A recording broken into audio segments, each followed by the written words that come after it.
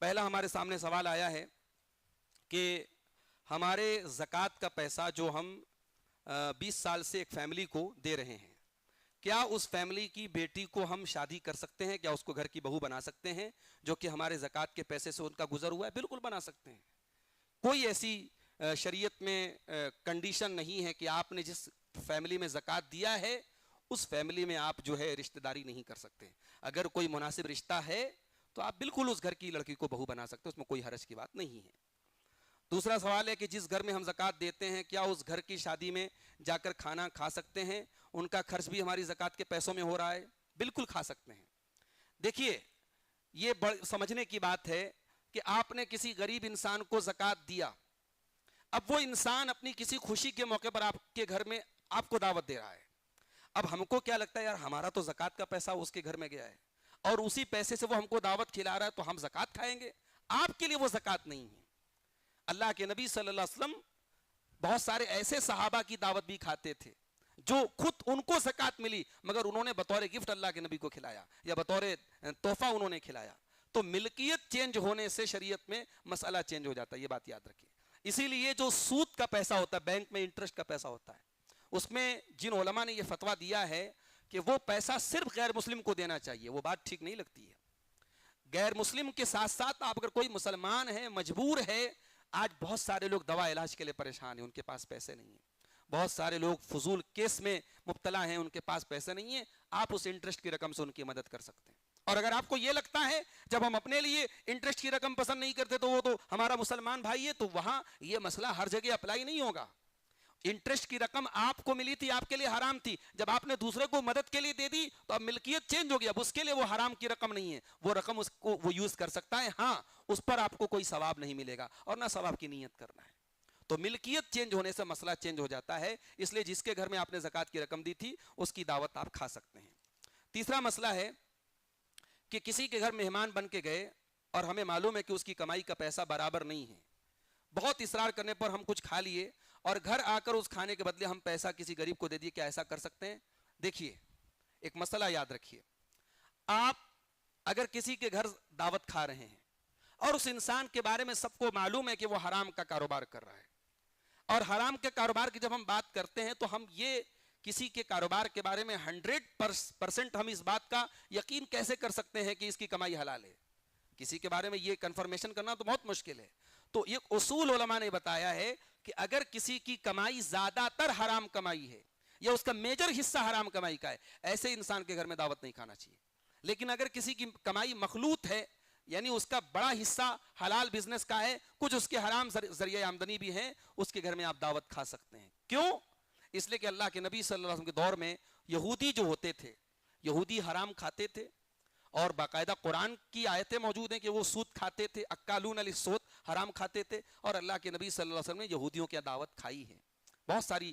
بلکہ آپ کو جو زہر ملا ہوا گوشت دیا گیا تھا وہ بھی یہودی کے گھر، خیبر کے یہودی کے گھر میں آپ نے کھایا تھا. تو یہ جو دعوت اللہ کے نبی نے کھائی ہے اس سے علماء نے استنباط کیا ہے کہ اگر کسی کی کمائی مخلوط ہے، مکس ہے، اور اس میں بڑا حصہ صحیح ہے اور کچھ حصہ حرام کمائی کا، تو اس کے گھر پہ آپ دعوت کھا سکتے ہیں. لیکن اگر میجر حصہ یا پورا اس کی کمائی حرام کمائی کی ہے، پھر اس کے گھر میں آپ دعوت نہیں کھائیں گے، چاہے وہ ناراض ہو جائے، چاہے وہ اپنا کوئی رشتہ دار ہو. آپ صاحب کہتے بھائی میں آپ کے گھر دعوت نہیں کھا سکتا. اور اگر ایسے انسان کے گھر دعوت کھائے ہیں تو توبہ اور استغفار کیجئے، وہ اتنا پیسہ کسی غریب کو صدقہ کرنے سے مسئلہ حل نہیں ہوگا. سمجھ رہے ہیں؟ واللہ اعلم بالصواب. تو یہ دعا کے تعلق سے چند باتیں میں نے آپ کے سامنے رکھی ہیں. اللہ تعالی ہم سب کو دعا کے آداب کو برتنے کی توفیق عطا فرمائے. ڈپازٹ پر زکوٰۃ کا حکم، دکان اور مکان کرائے پہ لینے کے لیے دیے گئے ڈپازٹ پر زکوٰۃ دینا ہے، دکان میں رکھے سامان پر زکوٰۃ دینا. دیکھیے ڈپازٹ جو ہے، آپ نے کسی کو دکان لی اور ڈپازٹ آپ نے دیا، ٹھیک ہے، اب وہ ڈپازٹ کب تک اگلے کے پاس رہے گا؟ جب تک آپ مکان استعمال کر رہے ہیں. اب شریعت میں زکوٰۃ کے لیے کنڈیشن کیا ہے کہ ہم اس مال کی زکوٰۃ دیں گے جس کے ہم مالک ہیں. ڈپازٹ میں ہم نے جو رقم دی ہے اس رقم کے ہم مالک تو نہیں ہیں. مالک ہونے کا مطلب یہ ہوتا ہے کہ یا تو وہ رقم آپ کے پاس ہو یا وہ رقم جب چاہے تب آپ لے لیں. ڈپازٹ والی رقم جب چاہے تب تو ہم نہیں لے سکتے، جب تک ہم مکان خالی نہیں کریں گے اور اس کے بعد بھی وہ اگلا دے گا تب ہم کو ملے گی. ضروری نہیں کہ فوراً مل جائے.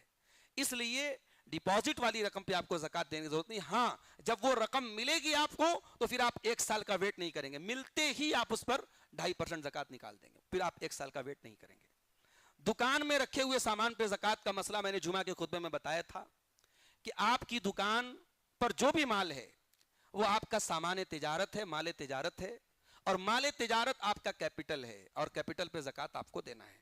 ये बहुत बड़ी गलतफहमी है कि बाद लोग समझते हैं कि सिर्फ सेविंग पे ज़कात देना है। अगर आप तिजारत कर रहे हैं, बिजनेस कर रहे हैं, तो आपका कैपिटल भी वो उस रकम से भी आपको ज़कात देना है। हाँ, किस चीज़ पे आपको ज़कात नहीं देना है? अगर आपकी मशीनरी है, आपका कोई कारखाना है, उसमें जो मशीनरी है, मशीनरी पे आपको ज़कात नहीं देना है। आप किसी चीज का कारखाना चला रहे हैं तो आपके पास जो रॉ मटेरियल है वो आपका कैपिटल है, उस पे आपको ज़कात देना है। रॉ मटेरियल से जो प्रोडक्ट तैयार हो रहा है वो आपका कैपिटल है, उस पे आपको ज़कात देना है। तो जब आप अपने ज़कात का कैलकुलेशन करेंगे तो रॉ मटेरियल को, अपने प्रोडक्ट को, अपने बैंक में सेविंग अकाउंट में जो पैसा है, जो भी आपका टर्नओवर में आपके पास जो पैसा आ रहा है, जो पैसा आपको पार्टियों से लेना है, उन सबको आप प्लस करेंगे, और जो पैसा आपको मार्केट में देना है उसको आप माइनस करेंगे, और उसके बाद जो रकम आएगी वो आपकी एग्जैक्ट अमाउंट होगा, उस पर आपको 2.5% ज़कात देना है। ये मसला है। इसी तरीके से मकान आपने अगर बनाने के लिए मकान जमीन लिए कि भाई हम यहाँ मकान बनाएंगे बच्चों के लिए, ज़कात आपको नहीं देना है। हाँ, अगर आपने कोई प्लॉट लिया, कोई फ्लैट लिया, मकसद ये मौलाना अब्दुल गफ्फार सल्फी के बयानात सुनने के लिए मौलाना के इस ऑफिशियल चैनल को सब्सक्राइब करें है कि भाई आज ये 10 लाख का है, कल अगर ये 20 लाख का हो जाए हम बेच देंगे, तो अब ये इन्वेस्टमेंट माना जाएगा, और इन्वेस्टमेंट पे ज़कात है आपको, उस पे करंट वैल्यू के हिसाब से आप हर साल उस फ्लैट की, उस प्लॉट की जो करंट वैल्यू है उसके हिसाब से ज़कात देंगे। हाँ, अगर आपकी अभी नीयत क्लियर नहीं है कि आप उस मकान का क्या करें, बस आपने ज़मीन ले लिया, तो जब तक आपकी नीयत उसको बेचने की नहीं है तब तक आपको ज़कात नहीं देना है। आपने मकान लेकर के उसमें कमरे बना दिए, दुकानें डाल दी, उसको भाड़े पे दे दिया, तो अब आपको उस मकान पे कोई ज़कात नहीं देना है, उससे जो भाड़ा आ रहा है उसको आप अपनी कमाई में ऐड करेंगे और उस पे आप ज़कात निकालेंगे। तो ये ज़कात का मसला है। ज़कात के ताल्लुक से अगर और भी आपके जहन में कन्फ्यूज़न हो, आप इसी तरीके से सवालात पूछेंगे, इंशाअल्लाह हम अपने दुरुस्त में उसका जवाब देंगे। अल्लाह ताला से दुआ है रब्बुल आलमीन कितने पैसे तक पे ज़कात देना है। देखिए, ये बात मैंने बताई भी थी कि पैसे में जो ज़कात है उसके लिए हम चांदी को जो है मेयार बनाएंगे। अब चांदी का निसाब क्या है? 595 ग्राम चांदी। अब मार्केट में आप पता कर लीजिए कि चांदी का इस वक्त क्या रेट है। मैंने अभी चेक नहीं किया कि लेटेस्ट क्या रेट है। मान लीजिए फॉर एग्जांपल कि अगर चांदी का जो रेट है वो लगभग 1 लाख रुपया पर केजी है, तो 595 ग्राम चांदी की कीमत तकरीबन 55-60 हज़ार रुपये हो रही है। ठीक है, तो 60 हज़ार का जो अमाउंट है, ये मैं एक एग्जांपल दे रहा हूं, आप उसको करंट वैल्यू चेक कर लीजिए। ये अमाउंट आपकी, यानी आपके पास अगर कैश पैसा है या बैंक में बैलेंस है, उसके लिए ये 60 हज़ार की रकम जो है ये एक निसाब बन गई कि अगर इतनी रकम या इससे एबव रकम आपके ऊपर है तो उस पूरे रकम का 2.5% आपको देना है। ये भी गलतफहमी दूर कर लीजिए। बाज लोग क्या समझते हैं कि 595 के ऊपर जितना पैसा रहेगा उस पर हमको ज़कात देना, ऐसा नहीं। पूरे अमाउंट पर 595 ग्राम चांदी की वैल्यू के बराबर आपके पास पैसा है या उससे ज्यादा पैसा है, तो उस पूरे अमाउंट पर आपको 2.5%, 2.5% पैसा आपको ज़कात देना है। ठीक है, क्लियर है? अल्लाह ताला हम सबको नेक अमल अच्छी समझ की तौफीक अता फरमाए। अल्लाह रब्बुल आलमीन दुआ के ताल्लुक से जो बातें बयान की गई हैं उन पर हम सबको अमल की तौफीक अता फरमाए। आमीन। व आखिर दावाना अल्हम्दुलिल्लाहि रब्बिल आलमीन।